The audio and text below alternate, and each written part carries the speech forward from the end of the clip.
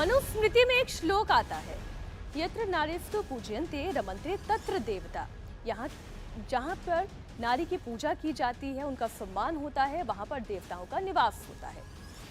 लेकिन आज राजधर में मैं बिहार की एक ऐसी तस्वीर आपके सामने रखने जा रही हूं, जहां पर नारी का सम्मान करना, उनकी मांगों को सुनना तो दूर, जब वो अपना अधिकार मांगने के लिए गई, अपनी बात सरकार के सामने रखने के लिए गई, तब उन्हें मिला लाठी डंडा। जी हाँ, हम बात कर रहे हैं आंगनबाड़ी सेविकाओं की। आज आंगनबाड़ी सेविकाएं बिहार में सड़कों पर उतरी, सरकार से अपनी मांगों को लेकर गुहार लगा रही थी, लेकिन इस दौरान उन्हें रोकने के लिए पुलिस ने आज बल का प्रयोग किया। महिला प्रदर्शनकारियों पर आज वाटर कैनन का इस्तेमाल किया गया। आपको बताएंगे आखिर आंगनबाड़ी सेविकाओं को सड़क पर क्यों उतरना पड़ा, उनकी मांगे क्या थी। जिन आंगनबाड़ी सेविकाओं पर बच्चों के टीकाकरण की जिम्मेदारी होती है, जिन आंगनबाड़ी सेविकाओं पर गांव में गर्भवती महिलाओं और नवजात बच्चों की देखरेख की जिम्मेदारी होती है, सोचिए जरा कितना महत्वपूर्ण काम है उनका। उन पर आखिरकार वाटर कैनन का इस्तेमाल क्यों किया गया? बिहार के अलावा दूसरे राज्य में आंगनबाड़ी सेविकाओं के मानदेय के तौर पर उन्हें कितने पैसे मिलते हैं, ये सब आपको बताऊंगी। लेकिन सबसे पहले देखिए किस तरह आज आंगनबाड़ी सेविकाओं पर पानी की बौछार की गई।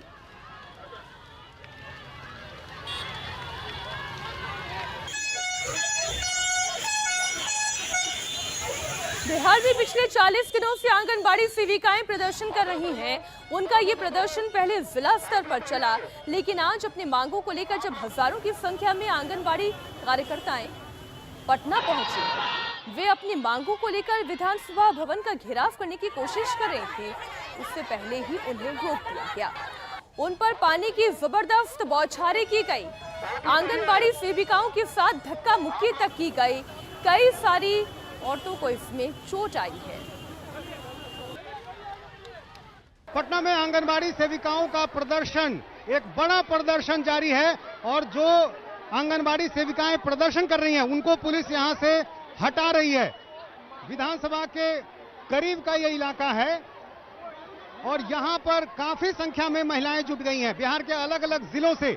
और देखिए कितनी तादाद है इन महिलाओं की, काफी संख्या में महिलाएं यहां पर आई हैं और पुलिस की कोशिश है कि इनको यहां से हटाया जाए।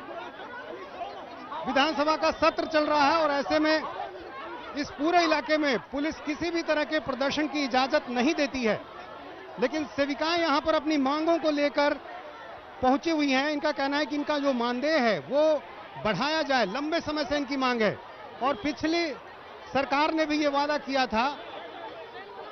इन आंगनबाड़ी सेविकाओं का कहना है कि कई बार बातचीत हुई है और ये कहा गया है कि इनका मानदेय बढ़ाया जाएगा, लेकिन मांगे कभी पूरी नहीं हुई और इसलिए ये काफी नाराज हैं। और जब यहाँ प्रदर्शन कर रही हैं तो देखिए पुलिस के साथ धक्का मुक्की हो रही है, इन्हें आगे नहीं जाने दिया जा रहा है और यहाँ पर कई महिलाएं बेहोश भी हो गई हैं। ये यहाँ पर देखिए एक महिला बेहोश हो गई है और पानी के छींटे लगातार पुलिस कर्मी जो हैं वो दे रहे हैं। यहां से आगे जाना चाह रही महिलाएं, लेकिन उनको आगे नहीं जाने दिया जा रहा है। गाड़ियों में जबरन उन्हें बिठाया जा रहा है। जो खासतौर से लीडर हैं, जो इसको लीड कर रही हैं महिलाएं, उनको यहां से जबरन हटाने की कोशिश की जा रही है। यहां भी पुलिस की कोशिश है कि जो आंगनबाड़ी सेविकाएं जो इस पूरे प्रदर्शन को नेतृत्व कर रही हैं, उनको यहां से हटाया जाए। पुलिस ने वाटर कैनन का इस्तेमाल किया है, लाठीचार्ज और इसके अलावा तमाम तरह के प्रयोग पुलिस ने किए हैं कि इस भीड़ को किसी तरह हटाया जाए। महिला सशक्तिकरण की बात करते हैं और महिला कहीं पानी चला रहे हैं और लाठी के बाद काफी संख्या में ये महिलाएं जुटी हैं और यहाँ से उनको हटाया जा रहा है।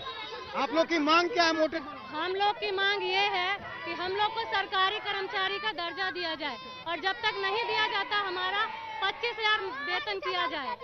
मांग किए थे कि 1500 सेविका को दिया जाएगा, लेकिन वो भी नहीं दिए नीतीश कुमार वो भी नहीं दिए हम सेविका को। तेजस्वी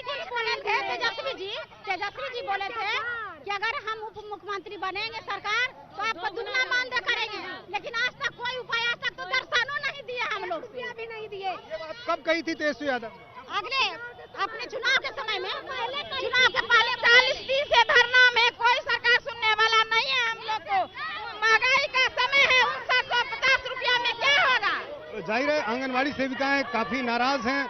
इनका कहना है कि पुलिस ने जिस तरह से बर्ताव किया है, लाठीचार्ज हुआ, वाटर कैनन का इस्तेमाल किया, कई महिलाओं को चोटें आई हैं, कई ऐसी तस्वीरें आई हैं जिसमें दिखाई दे रहा है कि किस तरह से महिलाएं सड़क पर गिर रही हैं और उसके बाद आंगनवाड़ी सेविकाएं काफी नाराज हैं। इनका कहना है कि जब पहले तेजस्वी यादव और नीतीश कुमार ने वादा किया था कि जब वो बाद में जब सत्ता में आएंगे, चुनाव के बाद जब वो सत्ता में आएंगे तो उनकी मांगे पूरी की जाएंगी, लेकिन इनकी मांगे नहीं मानी गई है और इसलिए इनका प्रदर्शन जारी है। लाठीचार्ज और हंगामे के बावजूद आंगनबाड़ी सेविकाएं डटी रही और वो धरने पर भी बैठी रही। पुलिस की धक्का मुक्की में इन आंगनबाड़ी सेविकाओं के कपड़े तक फट गए, कई महिलाएं बेहोश भी हो गई। इस दौरान जब बीजेपी विधायक वहां पहुंचे तो उन्होंने पुलिस के अत्याचार के सबूत भी दिखाए।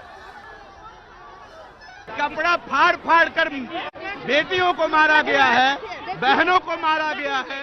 आप देख लीजिए ऐसा नजारा, ऐसा बिहार में, आज बिहार में पहली बार ऐसा अपने जायज मांग को लेकर जो आवाज उठा रही है, उसके साथ ऐसा व्यवहार, हद हो गई है निकम्मी सरकार। ये मार से बेहोश हो रही है। आप देखिए सामने ये बच्ची मार से बेहोश हो गई है। लड़कियों के ऊपर, औरतों के ऊपर इस प्रकार लाठी डंडे का प्रहार, ये सरकार, मुख्यमंत्री जी को जवाब देना चाहिए सदन में आकर। ये दुर्व्यवहार, इसको किनारे बिठाइए।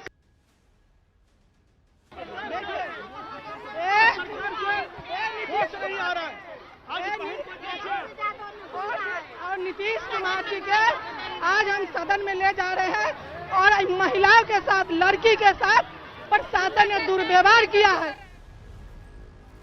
आंगनवाड़ी वर्कर्स पर लाठीचार्ज विधानसभा के बाहर हुआ और इसकी गूंज विधानसभा के अंदर सुनाई दी। विधानसभा में जमकर हंगामा हुआ। विधानसभा में नेता विपक्ष ने नीतीश सरकार से इस पर जवाब मांगा।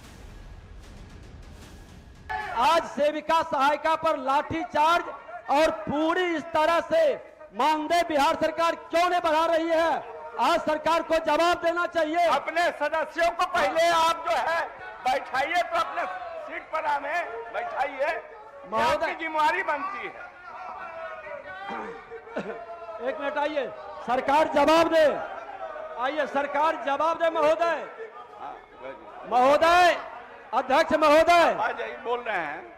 अध्यक्ष आप महोदय, अपना स्थान ग्रहण करें माननीय सदस्य।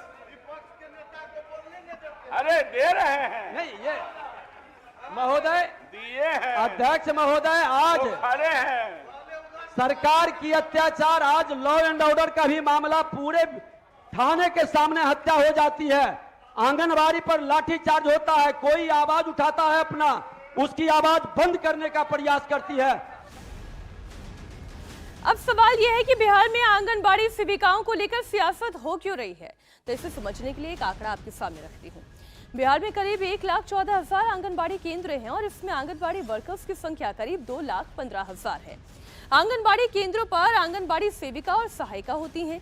सेविका को मानदेय के तौर पर 6,500 रुपए प्रति माह दिया जाता है, तो वहीं सहायिका को 5,900 रुपए प्रति महीने दिए जाते हैं।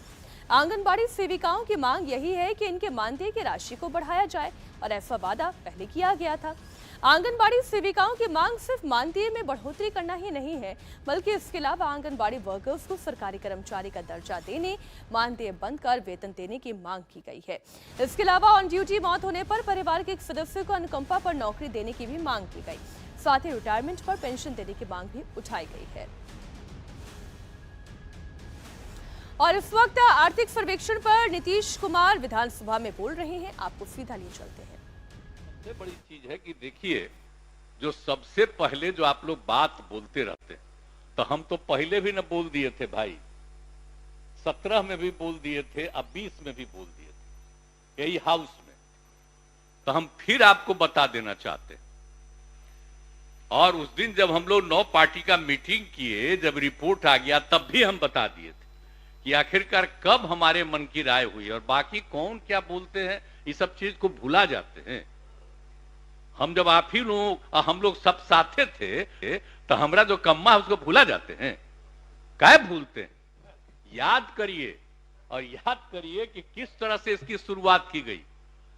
ये 90 की बात है, जब हम लोग थे केंद्र में और उस समय एमपी बन करके, तो उस समय जो कांग्रेस पार्टी ने जिनको राष्ट्रीय अध्यक्ष बनाया था, अब वो ये जो बने थे प्रेसिडेंट है, राष्ट्रपति थे, राष्ट्रपति महामहिम ज्ञानी जैल सिंह। और जब हम बने थे ना मंत्री वहां, उस समय 70 की बात है, तो जहां हमको रहने का जगह मिला था, उसके 3 जगह के बाद वही थे ज्ञानी जैल सिंह, और उन्हीं का खबर आया कि वो मिलना चाहते हैं। हम कह रहे भाई राष्ट्रपति थे, यहां आए थे वो, और यहां पर आए थे, और उसमें यहां पर एक उद्घाटन करने के लिए यहां पर कार्यक्रम में, नहीं अस्पताल का नहीं, उनका उद्घाटन करने आए थे जेपी का, तो यहां पर आए थे, और उस समय तो उनसे परिचय हो गया था हम लोगों का, एमएलए थे तब की बात है। और जब वो हमको खबर दिए कि हम आके मिलना चाहते हैं, हम कह रहे बापू इतने बड़े नेता हैं, हम कहला हम ही चले गए, जैसे ही हम आए ऑफिस से तुरंत हम उनके यहां चले गए। आज जब गए साहब 1 घंटा उन्होंने ही हमको समझाया, कहा कि देखो एक बात समझो, जो होना चाहिए इस देश में जाति आधारित जनगणना होना चाहिए। तब उनकी बात सुन करके ही हमको समझ में आया कि इस पूरे देश में जाति आधारित जनगणना होना चाहिए। ये मेरा 1990 की बात है, और उसी समय हम इस बात को समझे, और जब इस बात को समझे तो तुरंत हम अपने सब पार्टी के बड़े बड़े नेताओं से मिले। आप समझ लीजिए कि हम चले गए श्रद्धेय मधु लिमय जी से, और उनको हम कहे, और उन्हीं के साथ बैठे हुए थे उस समय जो तत्कालीन वित्त मंत्री थे मधु दंडवते जी, सब बैठे हुए थे। हमने बताया कि दरअसल बिहार सरकार ने आर्थिक सर्वे की एक रिपोर्ट आज विधानसभा में पेश की। इस सर्वे के मुताबिक अगड़ी जातियों में आर्थिक रूप से सबसे कमजोर और सबसे मजबूत कौन है, ये आज इस रिपोर्ट के जरिए साफ हुआ। लेकिन उससे पहले ये जान लीजिए कि किस कैटेगरी में कौन सबसे गरीब है। इस रिपोर्ट के मुताबिक अनुसूचित जाति की कुल आबादी का करीब 43% आर्थिक रूप से कमजोर वर्ग है। अनुसूचित जनजाति की लगभग यही हालत है।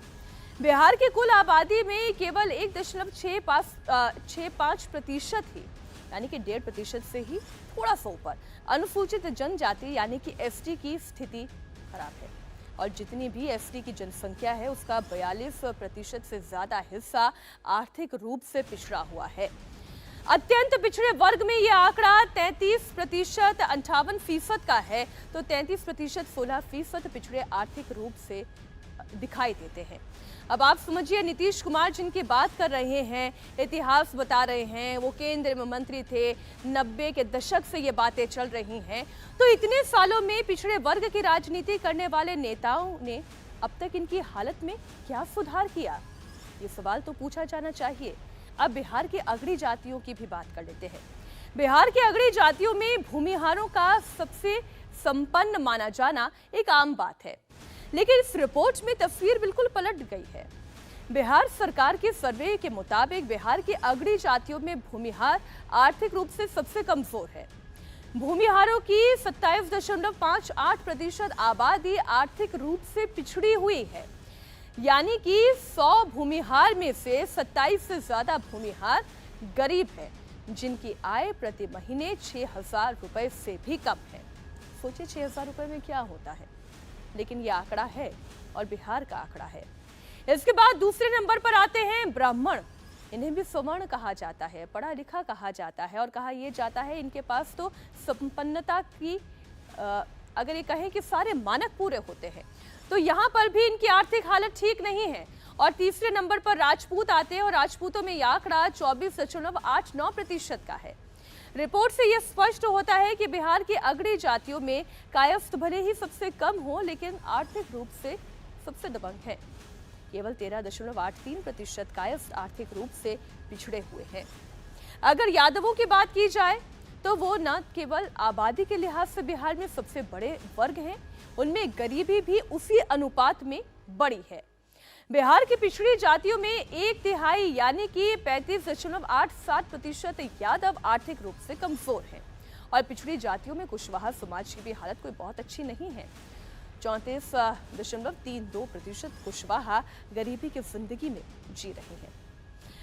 करीब 30% कुर्मी आर्थिक रूप से पिछड़े हैं और बनियों में यह आंकड़ा 24.62% का है। अब अगड़ी जातियां हर महीने कितना कमाती है, जरा ये भी जान लीजिए। करीब 1/4 भूमिहार हर महीने 6,000 ही कमा पाता है। तो जरा सोचिए, अगर 5 लोगों का एक परिवार होगा तो वो 6,000 मासिक कमाई में क्या गुजारा करेगा। ये आंकड़ा 27.58% का है। हर महीने 50,000 तक कमाने वाले भूमिहारों की संख्या करीब 14% है और हर महीने करीब 6,000 तक कमाई करने वाले राजपूतों की संख्या 29% है। राजपूत समुदाय की बात करें तो 11% से थोड़े ज्यादा प्रतिशत लोग ही इस वक्त हर महीने 50,000 रुपए घर ला पाते हैं।